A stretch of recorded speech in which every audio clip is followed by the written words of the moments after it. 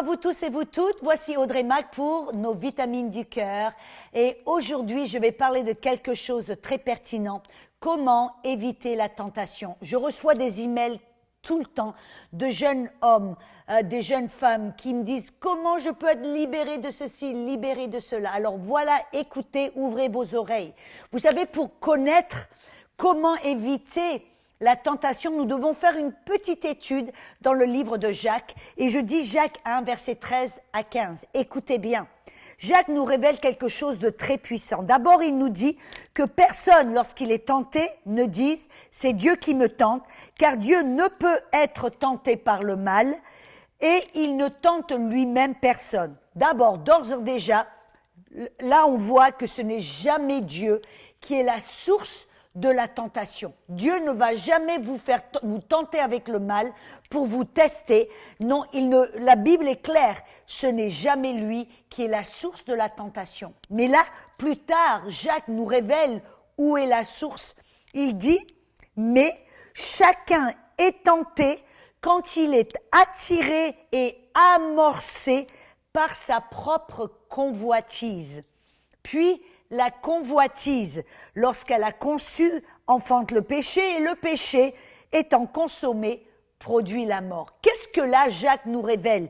Il dit que chacun est tenté, la tentation vient quand il est attiré et amorcé par sa propre convoitise. Vous voyez, là c'est intéressant. La parole amorcé, en grec, vous savez qu'est-ce que ça veut dire?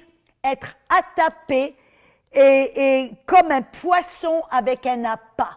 Voyez, là c'est un petit poisson en plastique avec un petit verre en plastique. Bon, ça va pas trop vous tenter. Mais bref, voyez là que si un poisson voit cela, un petit verre et un tout petit poisson, il va être amorcé, il va mordre à l'hameçon. Mais là, Jacques nous révèle quelque chose. Ici, cet hameçon, cet appât, il se trouve où? Il nous montre que la source est en nous-mêmes, dans notre cœur. Il dit, chacun est tenté quand il est attiré par sa propre convoitise. La parole par, en grec, ça dénote l'origine ou la source de la tentation. Et la source de la tentation, l'appât, c'est quoi? Notre propre désir malsain, notre propre convoitise. Amen. En d'autres mots, la source du péché, elle n'est pas en dehors, la source du péché, l'origine du péché et l'origine de la tentation se trouve en nous. Vous vous rappelez quand Jésus, dans Jean 14, verset 13, il a dit « L'ennemi, le diable vient, mais il ne trouve rien en moi ». En d'autres mots, il n'y avait rien dans le cœur de Jésus qui pouvait permettre au diable de l'attirer, de le tenter, de le faire pécher. Et donc Jésus là même nous révèle que la tentation ou l'origine, la source de la tentation est dans notre cœur. C'est pour ça, vous vous rappelez, quand il parlait du péché, il a parlé de l'adultère, il a dit « L'adultère commence dans le cœur ». L'adultère, elle commence dans le cœur. C'est pour ça qu'on doit tellement faire attention et protéger notre cœur, n'est-ce pas? Mais comment? Comment? Et je sais que vous posez la question, comment? Alors, il y en a certains qui disent, mais moi, je peux pas faire en sorte, j'ai des désirs, j'ai tellement un fort désir de coucher avec un tel, ou j'ai tellement le désir de faire ceci, le désir de faire cela. Comment pouvoir me débarrasser de ces désirs? Très bonne question. Vous savez comment on se débarrasse de ces désirs? On ne leur donne pas naissance. Parce que là, on voit qu'en fin de compte, ces désirs, amen, se trouvent dans nos cœurs. Comment? Au travers de ce que l'on regarde, au travers de ce que l'on voit, de ce que l'on écoute. Vous vous rappelez, il y a une petite chanson en anglais, « Fais attention les petits yeux, ce que tu vois. Fais attention les petits yeux, ce que tu écoutes. » Amen. Et ça veut dire que ce que l'on voit, ce que l'on regarde, ce que l'on écoute, va faire en sorte que ça va donner naissance à des désirs dans nos cœurs. Amen. Et donc, ça veut dire aussi que c'est nous qui donnons naissance à ces désirs au travers de ce que l'on regarde et de ce que l'on écoute. Amen. Et quand vous cédez à ce désir, ben c'est là, ça amène, c'est comme le petit drapeau rouge qui permet au diable de dire « Oh là là, regarde un peu ce désir, ok, maintenant, me voilà avec la tentation ». Et si vous cédez à la tentation, alors ben, ça va donner naissance au péché qui, plus tard, va produire la mort. Vous êtes d'accord? Mais alors, ce que vous devez savoir, c'est que le diable, il est le meilleur agent de publicité. Oui, s'il peut suspecter des mauvais désirs dans vos cœurs, alors immédiatement, il amène la tentation. Mais vous savez, il est aussi très très fort à créer et susciter des désirs. Comme j'ai dit, il est le meilleur agent de publicité. En fin de compte, c'est quoi un agent de publicité? Vous savez, des agences de publicité vont récolter des millions et des millions de dollars. Comment? Pour vendre des désirs. Qu'est-ce que je veux dire par là? Si, par exemple, mesdames, vous voulez perdre du poids, qu'est-ce que il va faire? Ils vont vous vendre une pilule, la pilule magique. Ta-da-da-da! Ils vont vous vendre la pilule magique qui peut être, je ne sais pas, si, avec tout un tas d'effets secondaires, mais comment est-ce qu'ils vont vous la vendre? Ils vont vous montrer quelqu'un qui avait, voilà, 100 kilos de trop, et puis tout d'un coup, voilà, en quelques mois, elle est toute belle, toute mince, et puis tout le monde dit, oh là là, mais je dois m'acheter cette pilule. Ça crée ces images, ces spots publicitaires, ce que vous voyez et vous entendez, va créer et susciter en vous un désir. Et quand vous allez le désir, vous allez aller au magasin, vous acheter cette pilule. Êtes-vous d'accord? Et le monsieur, par exemple, si vous êtes peut-être tout jeune, vous avez pas trop de succès avec les jeunes femmes et vous voulez vous marier, alors tout d'un coup, qu'est-ce que vous voyez? Un spot publicitaire pour un genre de voiture où toutes les nanas vont vous tomber dans les bras. Et puis, il vous montre ce spot publicitaire et puis, voyez, la nana vous voit sortir de cette voiture et tout d'un coup, son regard se tourne vers vous.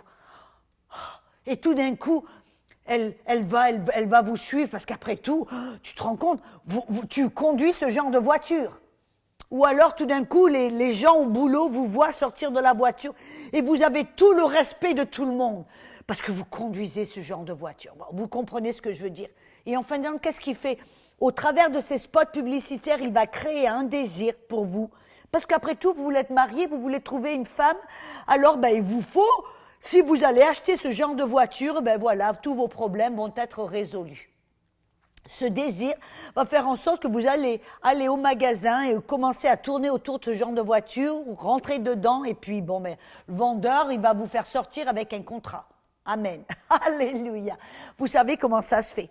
Mais vous savez, le diable, il est tellement fortiche à créer des images, des sons, des spots publicitaires pour créer ce même genre de désir dans vos cœurs. Et donc, ça veut dire, et c'est vrai, mais la bonne nouvelle, c'est que vous pouvez avoir contrôle de ce que vous regardez, ce que vous écoutez. Vous pouvez choisir ce que vous mettez devant vos yeux ou ce que vous laissez rentrer dans vos oreilles. C'est à vous. Vous devez être non seulement sage, mais vous devez être vigilant et diligent. Amen. À faire en sorte, c'est pour ça que dans Proverbes chapitre 4, versets 20 à 23, je vais vous lire ce verset. Mon fils, sois attentif à mes paroles, prête l'oreille à mes discours. En d'autres mots, garde la parole devant tes yeux et dans tes oreilles. Amen. Qu'il ne s'éloigne pas de tes yeux. Garde-les dans le fond de ton cœur. Garde ton cœur et protège ton cœur plus que toute autre chose. Pourquoi? Parce que c'est dans mon cœur que naissent ces faux désirs, ces mauvais désirs. Donc protège ton cœur, car de lui viennent les sources de la vie et que tes yeux regardent en face. Et donc, ça va être à nous de choisir ce que l'on va regarder, ce que l'on va écouter. Parce qu'écoutez-moi bien, vous ne pouvez pas être tenté avec ce que vous ne connaissez pas, les choses à laquelle vous ne pensez pas.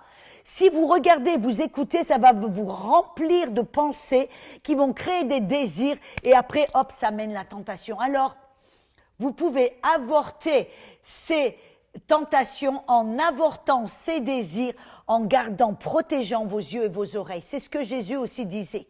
il a envoyé une alerte en disant dans Marc 9, il dit, si ta main est pour toi une occasion de chute, ben coupe-la. Si ton pied est une occasion de chute, coupe-le. Si tes yeux sont une occasion de chute, tu l'enlèves. Et Jésus n'était pas en train de promouvoir la mutilation. Non, ce qu'il voulait nous faire savoir, c'est que de faire attention à ce que l'on regarde, ce que l'on écoute et ce que l'on fait là où on va, et que l'on se protège de ces possibilités. On protège nos yeux, protège nos oreilles. Si on est tenté avec l'alcool, n'allez pas vous promener dans la rue, il y a tous les bars. Voyez, c'est de ça que Jésus supprimait les choses qui pourraient vous créer en vous de mauvais désirs. Amen. J'espère que cela vous a aidé, que cela vous a vraiment montré comment prendre contrôle de votre vie, de votre cœur, de protéger votre cœur et d'avorter toute tentation et tout désir malsain. Soyez bénis et à bientôt.